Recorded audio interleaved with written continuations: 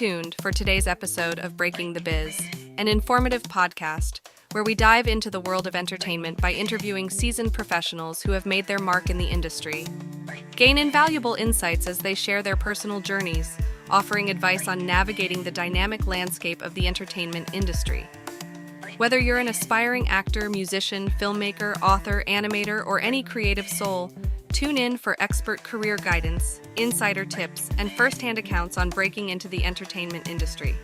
Get ready to unlock the secrets behind successful careers and fuel your own passion for the limelight.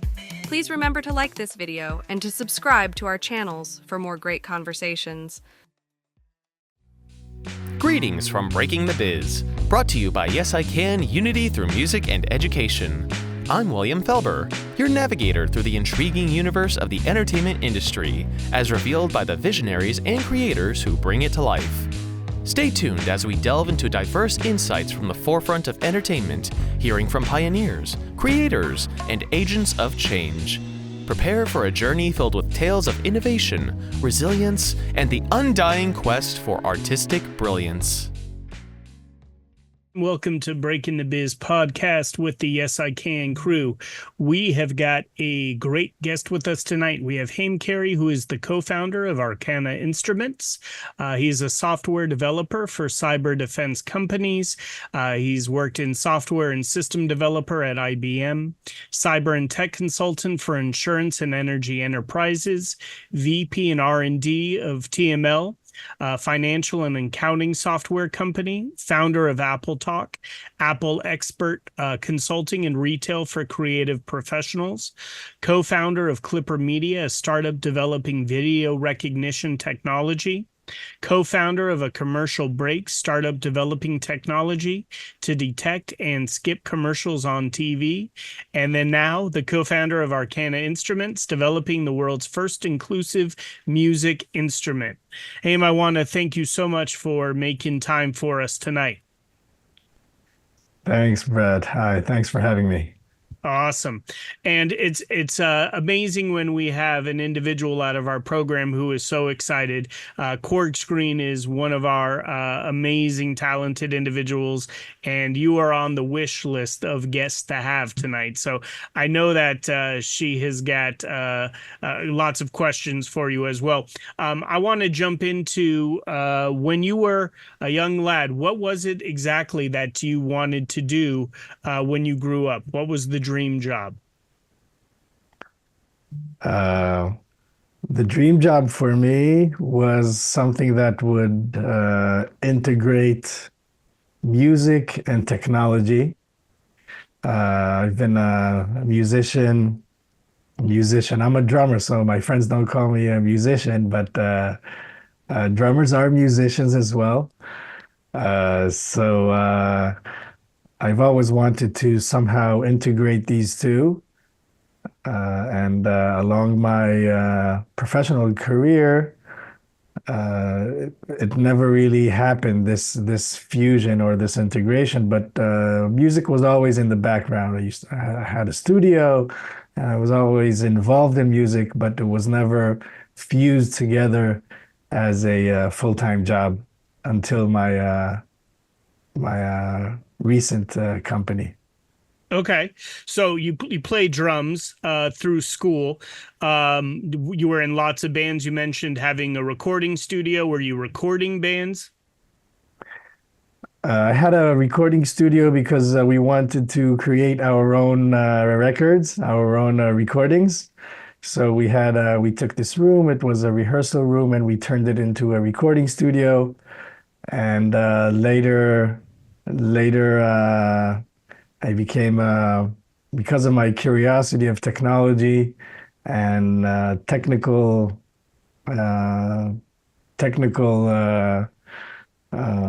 expertise, I had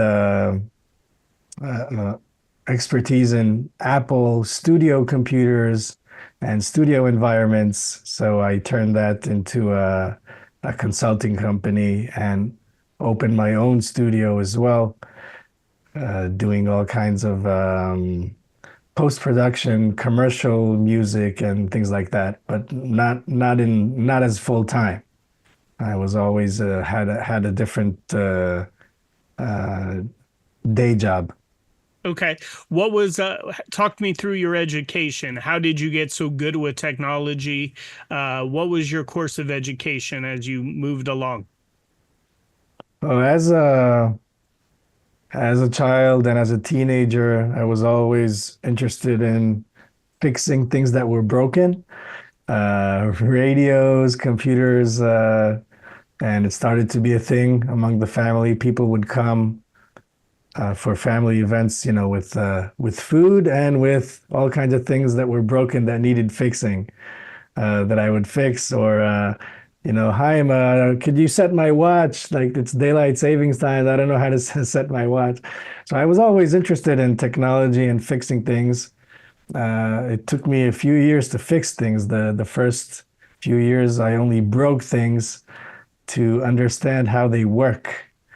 I couldn't get them back together or fixed, but eventually, after a lot of iterations and a lot of failures and perseverance and curiosity, I managed to start fixing things. And this uh, it became a passion, technology and to learn how things work, and this is what and that's the path that I chose in school as well, a more technology oriented education, a more scientific oriented education. If it's computers or controllers, software, electronics. So I always tended to navigate towards those um, education fields. Okay. And let's talk about, I mean, when I read your bio, you've done a little bit of everything. What was your first job? Would you say, other than fixing everything for your family, what was like your official first job? Uh, the first job I had was in school when I was still in high school. I got a few opportunities to create software for few factories. So it wasn't my first day job per se, but it was the first work that I got paid for. The first day job that I got was after after school. Started to be kind of technology consultant for different companies. So my boss would send me over to work as a consultant for a certain company, stay there for a couple of years, sometimes 2 or 3 years, and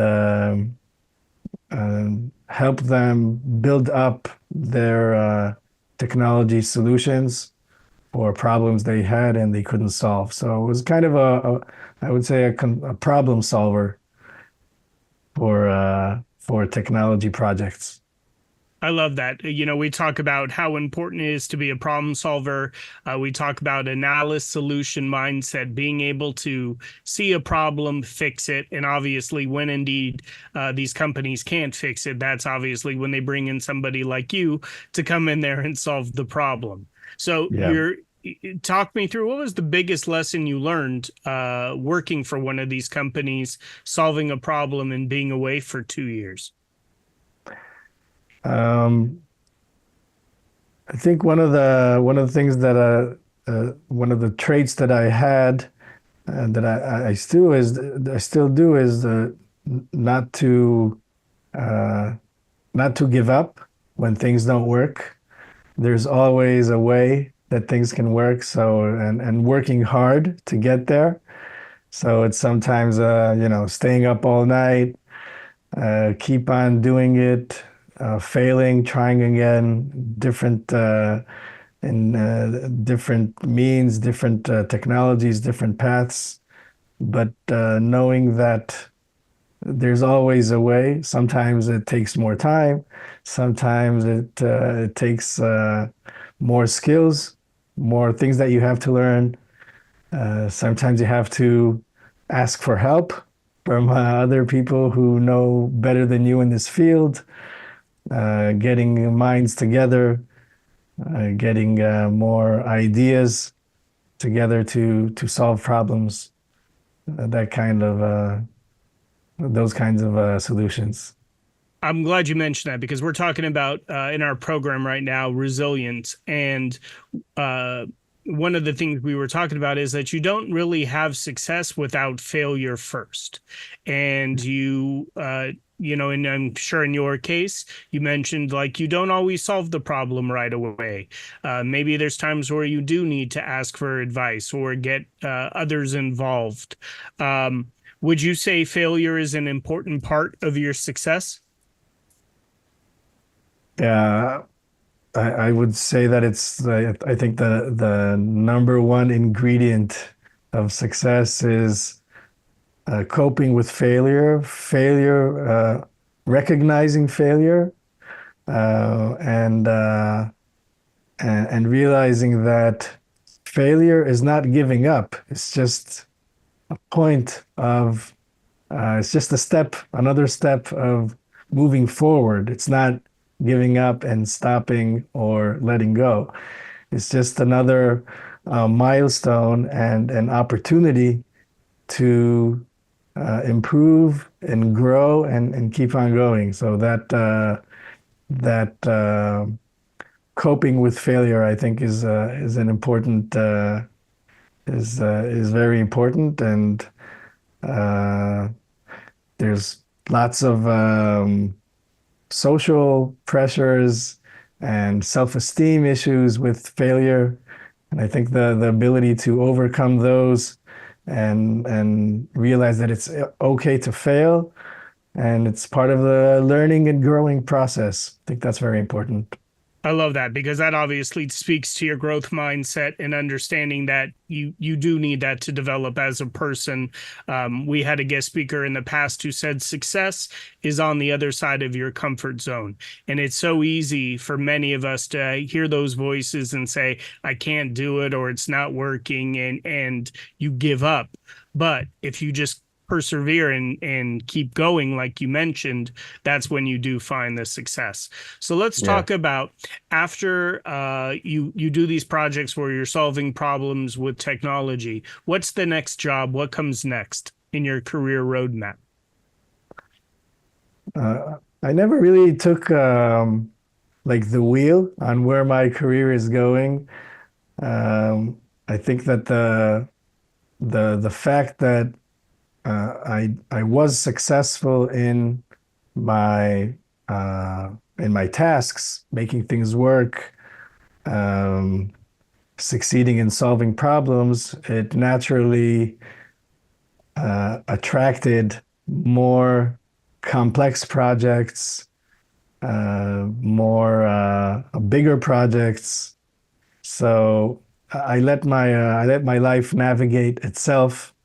Not always, but for the first, I would say, 10 years of my career, it was just like a kind of a growth trajectory based on the fact that I was good at what I was doing. So I got um more responsibility, worked with companies that had bigger mission critical projects to be solved, and that was my the first few years of the development of my career. What was the most complex problem you believe you solved? Mm. Um, there were quite a few, but I think one of them was uh, taking a company that had an insurance company that had many branches spread out in different locations, and they were all working with papers and files and taking them all into one big 14-story building and helping them digitize all their paperwork and turn it all into digital. I think that was one of the most complex projects. Okay. It took a few years. Took a few years. Okay. So let's talk about, obviously, we always say you need to find things that you're passionate about, turn that passion into a paycheck. You mentioned your drumming, your love of music, and technology. Let's talk about your current company. And for those who are not so familiar with the company, can you share what you guys do? Sure. The company is called Arcana, and it was actually I started working on this project while failing in another startup. So that's the theme of failing and persevering and keep going. A friend of mine showed me a video on his iPhone of a 12-year-old girl with cerebral palsy, with very limited movements in her hands and fingers, and she's on her motorized wheelchair. And he told me that this girl wants to learn to play guitar. He was a guitar player, a music teacher. He had a music school, and he said this girl is so motivated to learn to play guitar. And she's so bright and so talented, but she can't play any music instrument due to the limitations of her hands and fingers. And he said, well, what can we do for this girl? And we noticed that her control over her motorized wheelchair was very accurate. So despite her acute handicap and limitations with controlling her hands, she's still totally independent with her motorized wheelchair with the help of a joystick and a few buttons. So we said, why don't we create a music instrument based on a joystick and a few buttons? And I had no knowledge in electronics of that sort or embedded software of that sort, but we said, let's take a look at some YouTube videos, see what's out there, and try to create something for this girl to be able to play. And after a few prototypes, after a couple of months, Gil, this girl, was actually starting to learn to play music. So she would do like strumming with the joystick and selecting chords with the buttons. And we really bonded with Gil and her family and realized that there are millions of people with disabilities who do not have access to music instruments because the music instruments are disabled, not the person himself. The music instruments are very complex and are actually causing systemic exclusion of a huge population of people. So it's like if you have a wheelchair and you want to go see a movie and the theater has steps and is not accessible, so this person cannot see that movie. So it was like that realization that change needs to be done, and something has to be created for this population to make them, give them the equal opportunity to play music and learn music. And I think that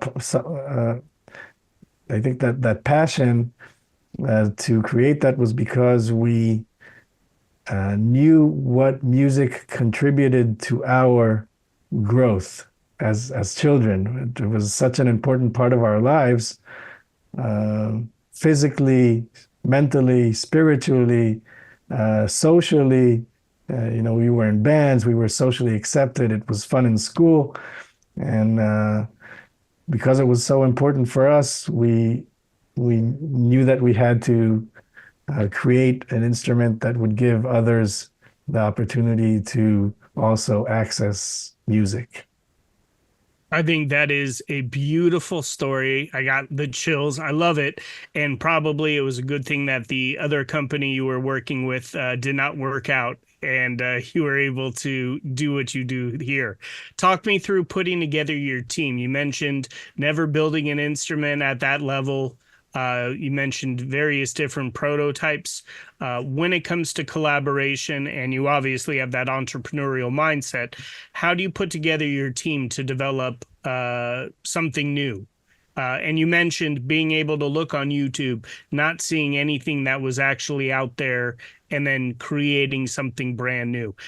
Talk me through putting together your team. So the team at first was, and it's the one I think important ingredient of creating these kinds of projects is realizing that you can't do it alone. There's only so much that you can do by yourself, and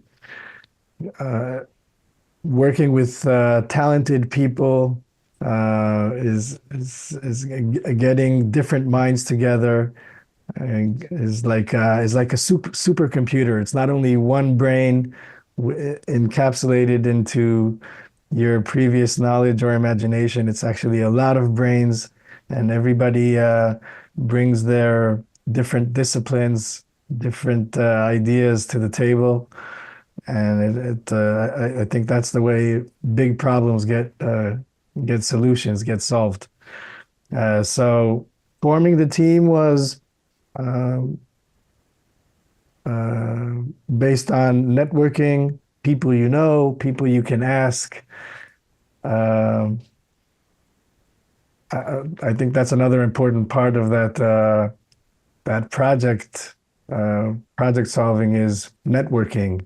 Is if you have people that are good at what they do, they most of the time know they themselves have a network, and that's the way we form this team. So if, for example, the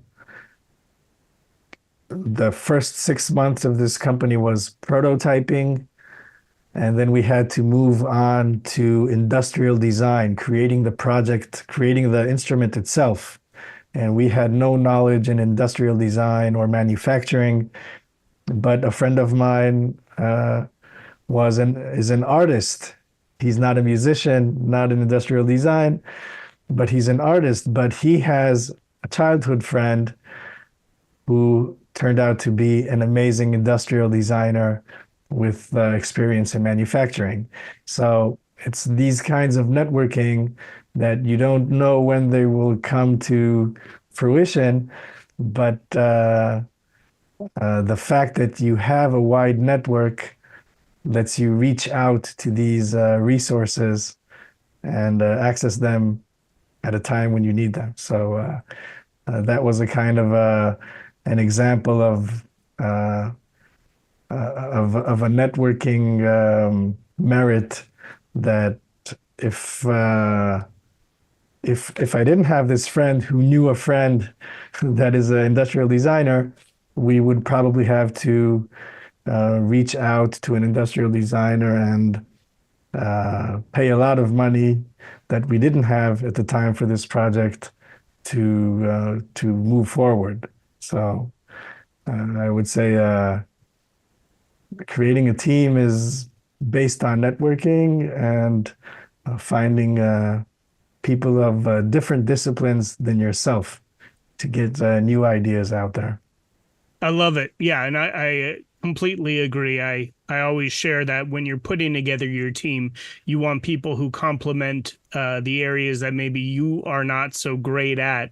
And then if everyone does have their own disciplines and talents, and you can collaborate, obviously that's when the best product comes out. So you create this product, you see success, you're seeing the young lady being able to play music for the first time. She's passionate.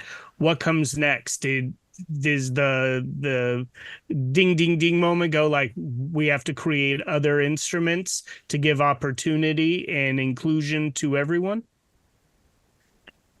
So taking a project like that began as a kind of a hackathon, one-off kind of solution, and turning it into into a product, like off-the-shelf product that you could uh, purchase and work with, is quite complex. It takes a few good years, 3 or 4 years, until the product is ready, and uh, working full time for 3 or 4 years, you have to raise funds to create this company. After we realized that we have a working prototype, we decided to create a company out of this, raise funds, do research. So that was kind of the the next year after after the prototype started working. That was our goal, to create a company, build a company, raise investments from angel investors, create a business model that would prove to be sustainable for the company.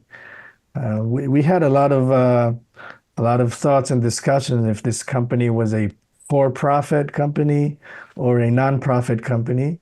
It was easier to raise funds as a non-profit from philanthropists, from out of donations, because music and people with disabilities, there's a great passion there to solve these problems.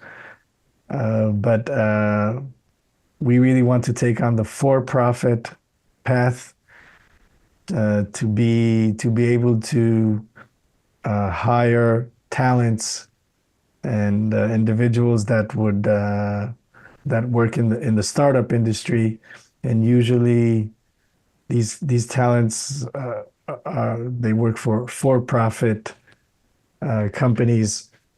They expect to have shares in the company. So all kinds of things that are structured business, that are of a business structure of a for-profit company. So and it's more challenging raising funds for a for-profit company, because you have to prove to investors that there's a market for your product, and that you know how to sell your product and manufacture it, and you know how to make money out of your product, and get your and get the investors their money back and more. So it was challenging, and we're still there. We're still in that challenge, but we've been able to sell a lot of these instruments, manufacture them, and market them. We've already sold to over 12 countries around the world, in different schools and institutions, and winning awards. So I think it's on a good path. I absolutely love that. Do you participate in like the NAMM show and big shows like that, where it brings everybody from the music industry, from tech, all into one place? Yeah, we started participating in events about 2 years ago. We had the pandemic was a real big setback for us in manufacturing. So we had like about the 2 years of just hanging on there until factories go back to production. But around 2022, we started producing products again and selling them, and going to different events, mostly in Europe, in the UK, starting to gain traction there in schools, special needs schools, music schools, and recently, uh, and winning a few awards on the way related to EdTech, education technologies, or innovation awards.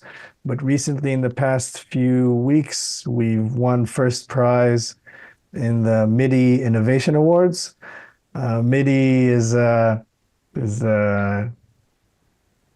digital protocol for music instruments. That's how keyboards talk to computers and other instruments.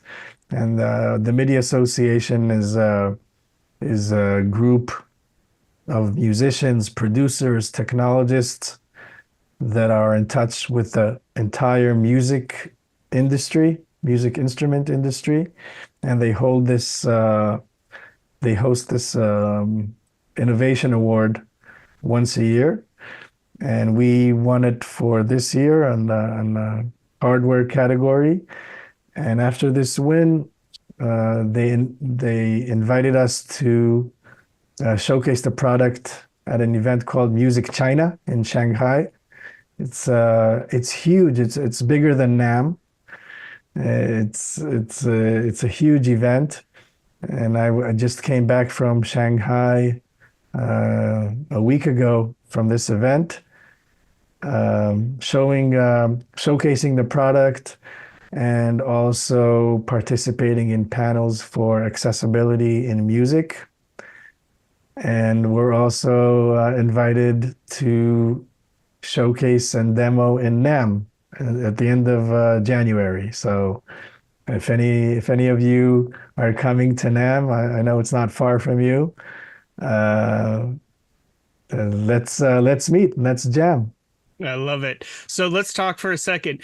Do you have any software or product creation for being able to drum for individuals who can't drum? There's a lot of software out there for creating rhythms, and a lot of solutions with different kind of drum pads. So we didn't create anything specific for that. We do have dreams of creating more instruments, but the focus that we have to be in to create a good instrument is doesn't give us the opportunity to move to other projects until we get this one in the market. So I always say that hardware is hard. That's why it's called hardware. So you have to be focused. You have to say no to many features that you want to be in the product. You really have to commit to it. So for example, once we decide this button is here, we can't release software updates to move this button to another place. So the way the instrument mechanically is created, you really have to commit to it, and you have to say no to a lot of features that you want to be in the instrument because they weren't tested before you got to production. So I think we have at least 3 or 4 years ahead of us before creating a different product until we get this one just right. Talk me through, obviously, I can see you being an amazing mentor. Obviously, you're donating your time and you're mentoring us all here. Is there someone in your life that was so impactful, or a mentor that helped guide you down this road? Yeah, there were quite a few. So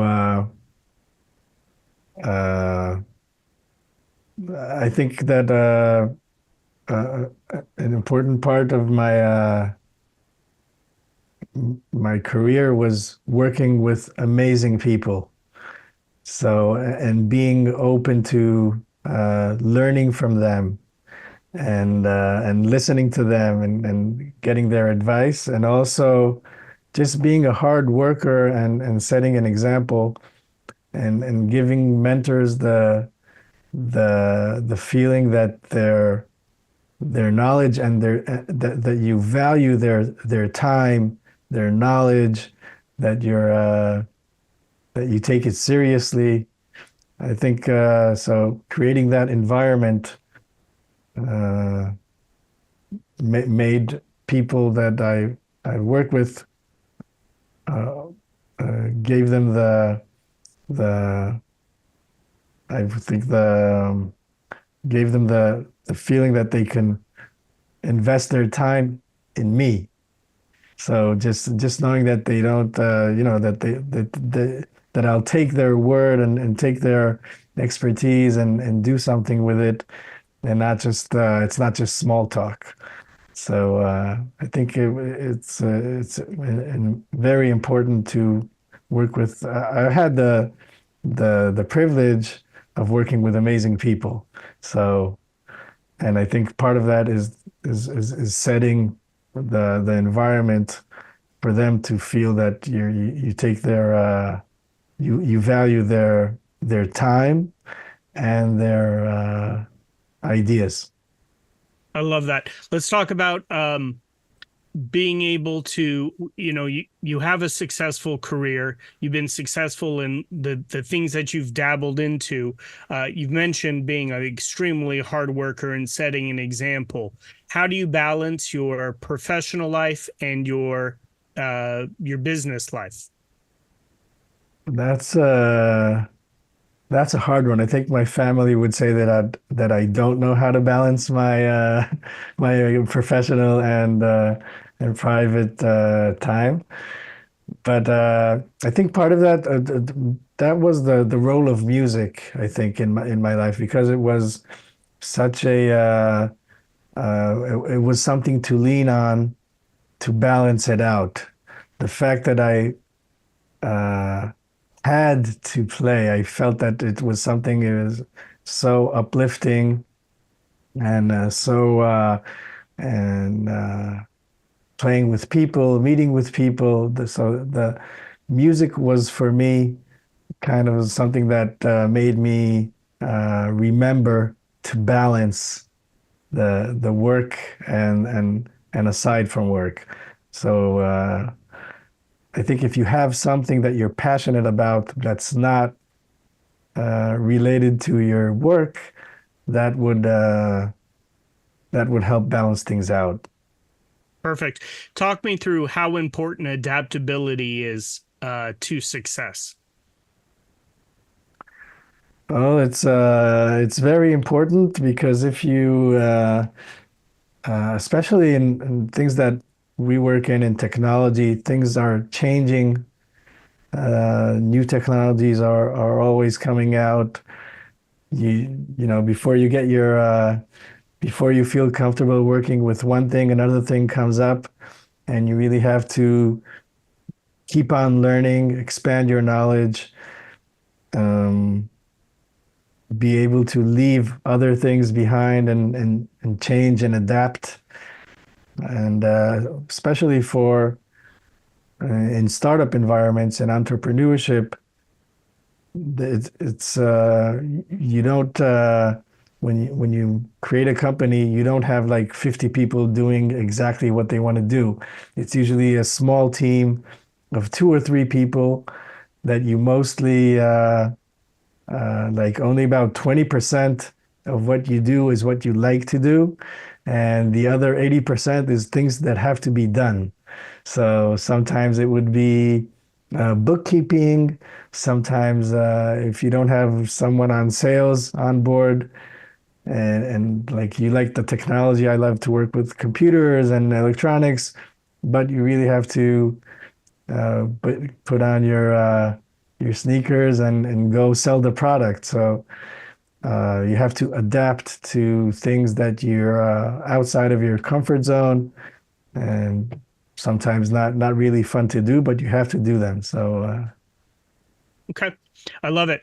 What advice would you give for our young individuals, young adults who want to get into this music and tech and mix their passions? What advice would you give for someone who wants to step into this field for a career? I would say either join a project that you think is a company or a project that you think is interesting. So I would say the first advice is to find something that really sparks your interest and curiosity. Um, Something that has that makes an impact, like a social impact, and something that will really uh, have a challenge to it, keep you challenged, and not just a just coming to work day by day. Something that you would see it as a challenge, and uh,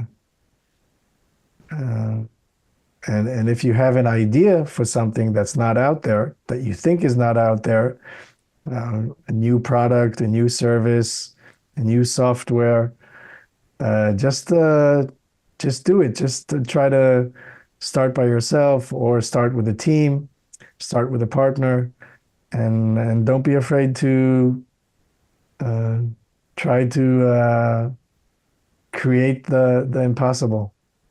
I love that. I have one more question, and then I know Korgs and some of these other very music-oriented individuals are going to have questions for you. What's the biggest piece of advice you would give to your younger self with all that you have learned in this music and tech world? I would say the general advice is um I think there's something that we say in startups: fail fast. So it's realizing that you failed, accepting it, and not lingering on with like holding on to it uh, just because you like what you're doing. So realizing when failure is there and moving on, accepting it as it's not giving up, it's just developing and growing. So I think fail fast I love and that. realize you failed. Yeah. Fail fast, right? And it's true, right? We need to know when it's not working, and sometimes it's with relationships when we hold on to things when it's just not working, and you need to know when it's time to say adios. So on that Exactly. note, I'm going to turn it over to questions. I know Korgs had a list of questions. Korgs, you want to go ahead and ask the first? Um, okay, just trying to you pick something. I mean, yeah, first also I did just like did do some research into Arcana sounds and everything. Um, I guess I don't know, I guess you're just picking at the list. I'm curious about like how is your company tackling the underrepresentation of disabled people currently working in the music industry professionally? Um, so one of the one of the uh, one of the things that's happening when we release this instrument is we know of a few music teachers that are disabled that already teach with this instrument. They're taking it as a profession. They teach students. They teach in schools with children with disabilities. So there are now music teachers. There are also music therapists. Music to get a music therapy degree, you need a music degree, and there are a lot of people with disabilities who are not able to get the music degree because they didn't have appropriate instrument, and therefore they couldn't get their music therapy uh, certificate or degree. So now we're working with Houston University, Florida State University, University of Melbourne in Australia, and we're working with uh, people with disabilities who wanted to become music therapists, and they're using the Arcana strum to get their music degree. So it's it's also making an impact in employment as well. Oh, that's pretty cool. I definitely wouldn't have guessed that by like looking at some of the promo videos. Yeah, and being and I'm also part of an amazing group that's called the MIDI Association Accessibility Standards team, special interest group, and we're a group of musicians, engineers, and technologists who are. We meet every 2 weeks, people from all over the world, and the industry leaders as well, companies like Ableton and Roland and Yamaha. We meet every 2 weeks to create a standard for music accessibility. So it's for people who are visually impaired or have physical disabilities, cognitive disabilities, and we gather every 2 weeks to find solutions for uh, for the disabled population, and we have a few blind musicians there in the group. So we're working actively to create solutions for people with disabilities in relation to music software and hardware.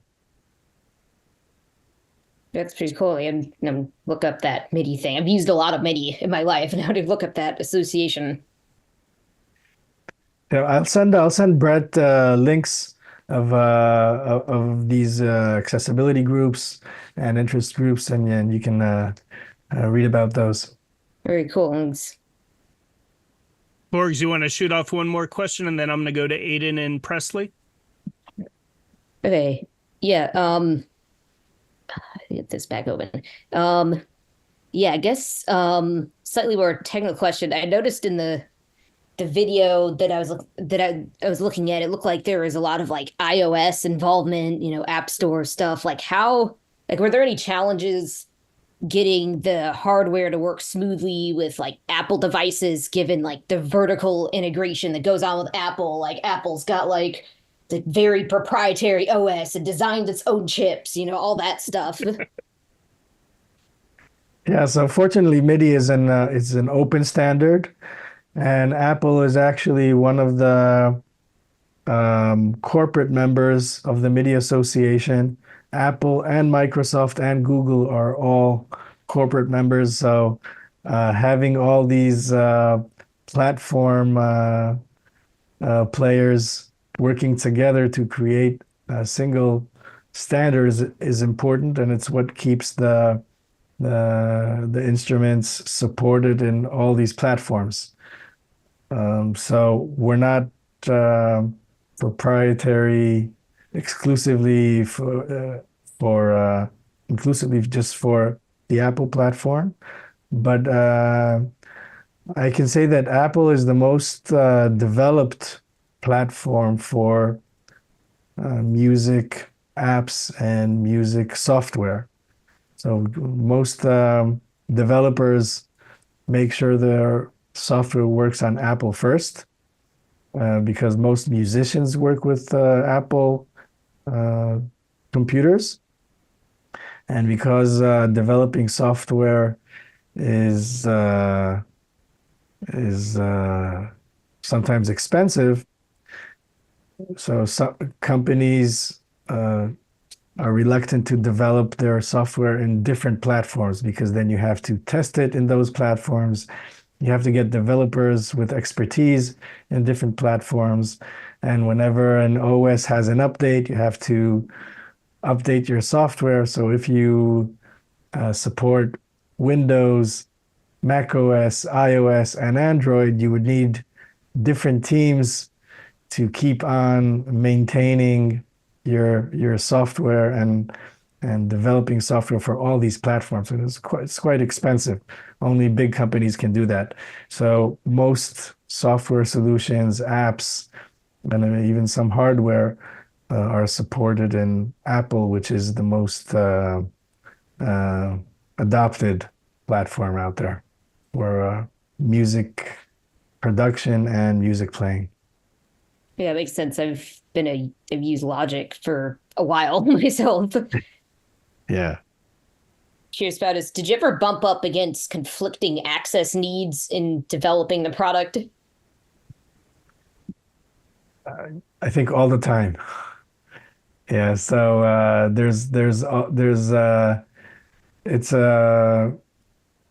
it's a process of decision making. Like every step of the way, you have to make decisions. There's always like different needs and different ideas, and you really have to make decisions every point of the way. Um, like I said, you have to say a lot more no than yes to different ideas that come up. So yeah, there's definitely a conflict there. Perfect. Great last question, Quarks. Haim, I want to honestly thank you so much for spending an evening with us. I think it is fantastic how your career roadmap was solving problems, and it led you to this problem that you're solving, which honestly impacts our community. I could not agree with you more. Music is so vital for learning, for socialization, for self-esteem, for being able to communicate and connect with others. I believe out of all of these projects that you've done, and I know they're all important, I feel like this one is so impactful. I want to just give you your kudos and your shine. I hope that you guys continue down this road of success. The awards that you're winning are so well deserved. I know there are many of us that are looking forward to NAMM and making sure that we make it over to visit you in Anaheim when that happens. I just want to wish you continued success, good health, and keep doing the amazing work you're doing. Thank you. Thank you so much for the warm words, and really appreciate it. Thanks. As we conclude another enriching episode, we hope you found inspiration in the stories shared today. Let's take a moment to honor Yes I Can's role in bringing Breaking the Biz to life. Yes I Can's commitment to empowering young people with disabilities through education, advocacy, and mentorship shines brightly, paving paths of opportunity and dialogue. This podcast celebrates the organization's dedication to nurturing talent and facilitating impactful discussions. Breaking the Biz is more than a podcast. It's a part of Yes I Can's broader mission to amplify voices, dismantle barriers, and craft a world that's more inclusive and accessible for everyone. Each episode is a chapter in our shared narrative of progress, education, and empowerment, driven by the spirit of Yes I Can. Thank you for spending your time with us on Breaking the Biz. Continue to challenge the status quo and share stories that resonate. Until our paths cross again, let's keep transforming aspirations into achievements and infuse every endeavor with optimism. Here's to advancing the landscape of the entertainment industry, one episode at a time. I'm your host, William Felber. See you next time.